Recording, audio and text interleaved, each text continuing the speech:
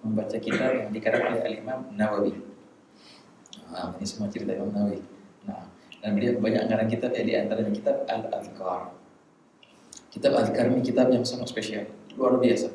Sampai-sampai sangat tenar perkataan ulama kita, bi'idda washtaril adhkar. Kalau seandainya kau tak punya kitab Adhkar ini, apa yang kau punya? Punya biaya untuk beli kitab, beli. Aku tak punya apa-apa. Kau punya rumah? Iya, aku punya rumah. Rumah kau jual. Kau jual rumahmu gitu. Demi untuk mempunyai kitab Al-Adhkar. Bi'idda. Artinya apa? Jual rumahmu pun kau jual semestinya. Demi untuk mempunyai kitab Al-Adhkar. Saking pentingnya kitab Al-Adhkar ini, ikhwan. Ikhwani, manfaatkan masa-masa yang mulia ini kita membaca kitab Al-Adhkar karya Al-Imam An-Nawawi. Nah, yang semalam sempat kita sedikit ceritakan tentang keutamaannya Al-Imam Nawawi. Nah, Yahya bin Sharaf An-Nawawi, seorang yang luar biasa azim, yang umurnya itu tidak panjang, 45 tahun umurnya itu, tapi umur 45 tahun itu membawa keberkahan yang luar biasa untuk umat. Padahal dalam ceritanya, beliau itu ketika umurnya 19 tahun, itu masih masa-masa beliau belajar. Dan beliau menceritakan ketika umurnya 19 tahun itu minimal dalam satu hari itu beliau mempunyai 12 dars, 12 kelas. Beliau bercakap setiap kelas atau setiap halaqah itu aku ngaji dengan guru itu aku hafalkan dan aku murajaahkan. Bahkan aku bahas, bahasa kita, satu kajian yang kita perlu bahas itu bisa sampai 2 sampai 3 jam ya teman. Maksimal orang itu kalau belajar dalam seharinya 5 atau 6 kelas sudah Masya Allah lah. Sedangkan Imam Nawawi satu harinya ada 12. Ada 12 kelas Imam Nawawi itu. Semuanya beliau hafalkan dan semuanya beliau merajaah dan bahaskan. Ada ajib Imam Nawawi. Nah, di masa-masa beliau lagi semangat-semangatnya belajar, ada tragedi di masa-masa itu, yaitu adalah runtuhnya kejayaan Islam di Baghdad. Itu di masa-masa akhirnya khilafah Abbasiyah ya, dan runtuhnya kejayaan di Baghdad di tangan orang-orang Mongolia. Nah, Genghis Khan, Hulagu dan dalam sejarahnya itu kan. Itu sejarah yang luar biasa ya, kalau kita baca dalam apa yang tertulis. Mereka katakan yang tidak tertulis lebih banyak lagi sebenarnya. Apa yang tertulis di sejarah kita itu luar biasa, tragedi yang sangat besar. Nah, dan dahulu di Baghdad itu ada library, ada perpustakaan maktabah yang sangat besar yang dinamakan dengan Baitul Hikmah. Baitul Hikmah itu disifatkan oleh beberapa para rahalah, tempat berkumpulnya para cendekiawan dari segala penjuru dunia, dari segala agama, wahakala, yang dari barat, yang dari timur, yang dari selatan, mereka di library itu Baitul Hikmah, dan semua ilmu dikaji di sana. Ilmu agama kah, ilmu umum kah, ilmu sains kah, luar biasa. Nah, ketika runtuhnya Baghdad itu ya kawan, nah jadi yang mereka habiskan bukan hanya nyawa tapi juga ilmu. Makanya mereka masuk ke Baitul Hikmah itu dan membakar sebagian besar dari kitab itu. Sebagian lagi dari kitabnya itu dibuang ke laut, ke sungai Dajlah. Nah, dalam riwayat saking banyaknya buku-buku yang dibuang ke sungai itu sampai-sampai sungai itu berwarna hitam. Berwarna hitam karena apa? Tinta yang luntur di sungai itu bukan cuma itu aja. Bahkan dikatakan kuda ataupun onta bisa berjalan di atas sungai itu. Artinya apa itu? Penuh dengan kitab. Penuh dengan kitab sungai itu. Luar biasa ya. Banyak buku-buku yang dihabiskan di masa itu. Ya, berkata ada seorang daripada mustasyriqin, orientalis, orang barat yang mengkaji ilmu Islam. Dia berkata, sungguh umat manusia menjadi mundur 8 abad ketika BlackBerry itu habis. Sekarang ini kita dalam masa kemunduran 8 abad. Kalau seandainya apa yang ada di perpustakaan itu bisa diselamatkan, maka umat manusia lebih maju 8 abad dari sekarang. Itu orang yang itu cakap itu. Masya Allah, luar biasa. Ajib. Nah di masa-masa itu Imam Nawawi lagi masa belajar beliau ini di Dimysh. Nah, dan di masa-masa itu ada semangat daripada anak-anak muda untuk apa? Ayo kita lawan itu musuh. Dan Imam Nawawi tidak mempedulikan itu. Dia terus untuk belajar, terus mengaji. Sampai-sampai beliau dituduh, sempat dituduh Imam Nawawi orang yang tidak peduli, orang yang tidak punya semangat untuk menjayakan Islam. Padahal Imam Nawawi justru belajar untuk menjayakan Islam. Tapi beliau juga tahu bagaimana caranya yang benar. Sempat beliau dicemoohkan, dicaci. Engkau tak peduli dengan keadaan Islam sekarang. Dia tak dengar itu semua. Tetap belajar.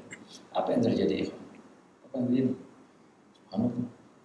Justru Allah Ta'ala kembalikan kejayaan Islam itu di tangannya Imam Nawawi ini, yang dituduh dia itu orang tak peduli dengan perihal Islam. Justru Allah Ta'ala kembalikan kejayaan Islam di tangannya.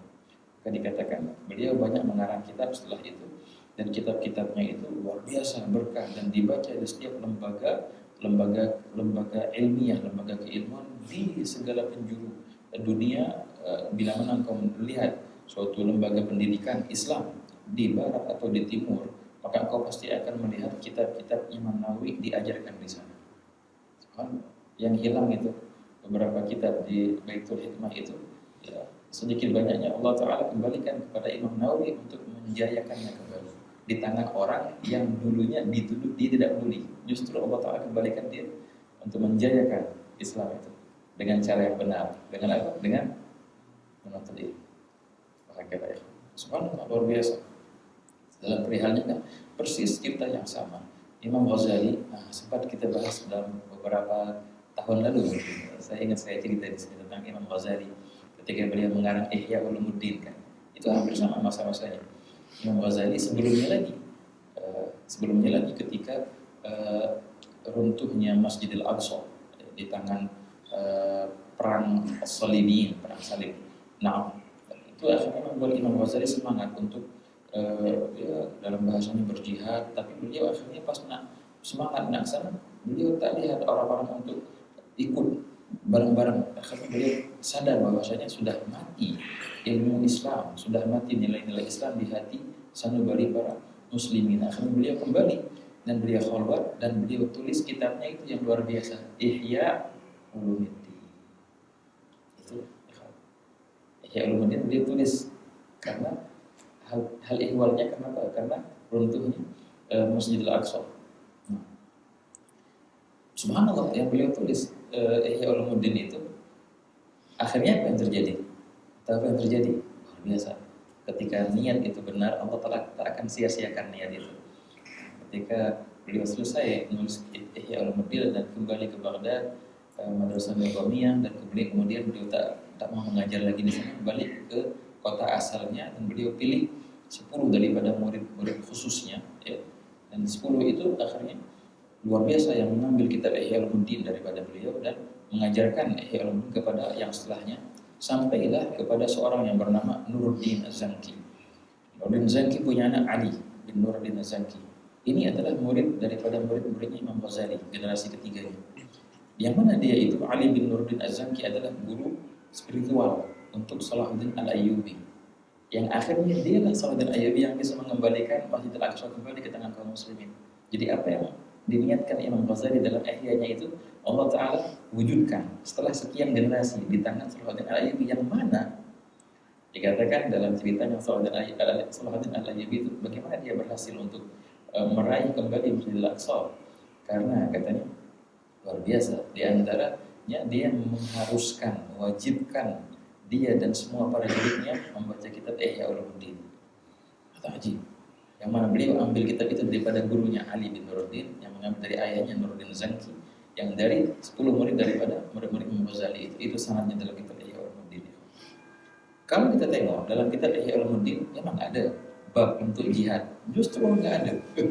Ihya Ulumuddin 4 jilid gitu ikhwan, atau kita akan sekarang 10 jilid, kau tak akan temukan namanya babul jihad, nggak ada sama sekali.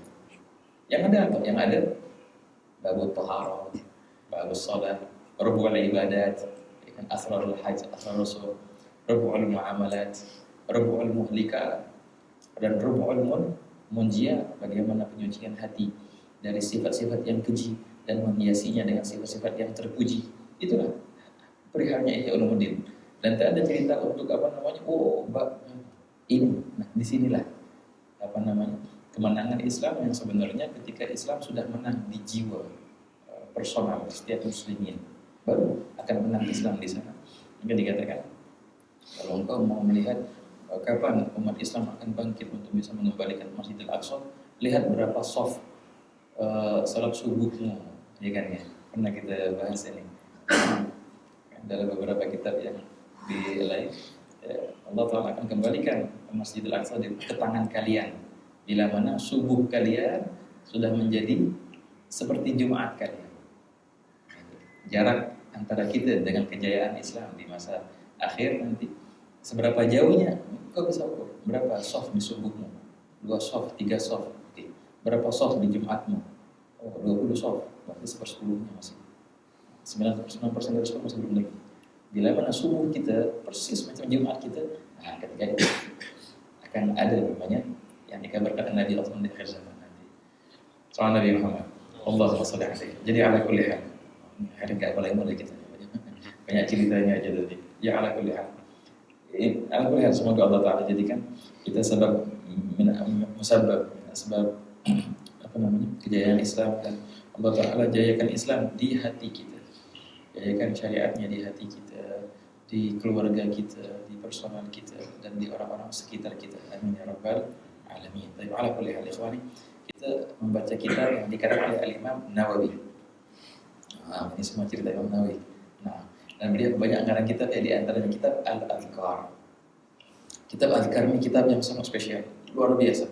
Sampai-sampai sangat tenar perkataan ulama kita, bi'idda washtaril adhkar. Kalau seandainya kau tak punya kitab adhkar ini, apa yang kau punya? Punya biaya untuk beli kitab, beli. Aku tak punya apa-apa. Kau punya rumah? Iya, aku punya rumah. Rumah kau jual. Kau jual rumahmu gitu demi untuk mempunyai kitab adhkar. Bi'idda, artinya apa? Jual rumahmu pun kau jual semestinya demi untuk mempunyai kitab Al-Adhkar. Saking pentingnya kitab Al-Adhkar ini, ada luar biasa. Ini di antara kitab yang wajib harus ada di rumah kita. Kitab Al-Adhkar Imam Nawawi dan beberapa kitab-kitab hadis. Ada kitab yang luar biasa ini. Di antaranya kitab Sunan At-Tirmidzi. Ada ajib. Sunan At-Tirmidzi dikatakan oleh beberapa ulama hadis, barang siapa yang di rumahnya ada Sunan kitab Imam At-Tirmidzi, Muhammad bin Isa At-Tirmidzi, maka seakan-akan di rumahnya ada baginda Nabi Muhammad SAW. Luar biasa itu, kitab Sunan Tirmidzi. Tapi bukan cuma dipajang jadi hiasan aja, bukan, ini dibaca. Orang yang istimewanya itu luar biasa itu, Sunan Tirmidzi. Ajib. Dan hakada min hakada kitab Al-Adhkar Nawawi.